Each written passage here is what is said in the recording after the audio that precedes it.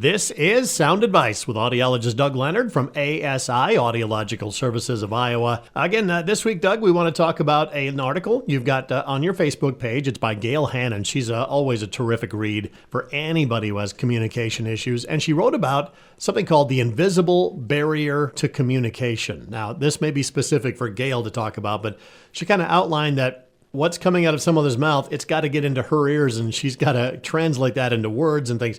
There's a barrier there for people who have hearing issues. Yeah, it's so hard for folks that have normal hearing to understand unless they live with someone that has hearing loss or been around that in their personal or professional lives. We just take things for granted. We're sitting here in the studio visiting, chatting, and just talking about things, and we don't have a struggle with that at all. But, Gail is someone who has a pretty severe hearing loss, apparently, and, she's a blogger. She's an advocate for hearing impaired people, so she has a different take on it. And I think in reading this article that she wrote, which was kind of almost in a poem sort of a fashion, describing the challenges she encounters, just with everyday communication, the space between the other person's mouth and her ears, and it seems odd to think about, but it might not be that great of a distance, but it can really cause her a great deal of communication problems. And I think folks that have more severe hearing loss especially can have frustration, anger, anxiety. A lot of really strong emotions are tied to communication, to things that we take for granted. People that hear well and people that don't hear well live in two different worlds.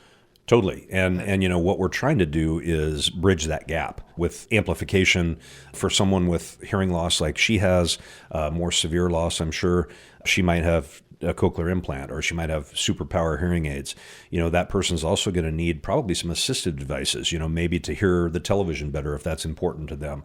They might need a TV streamer, so the sound from the television is going to go directly into her hearing aids or her cochlear implant.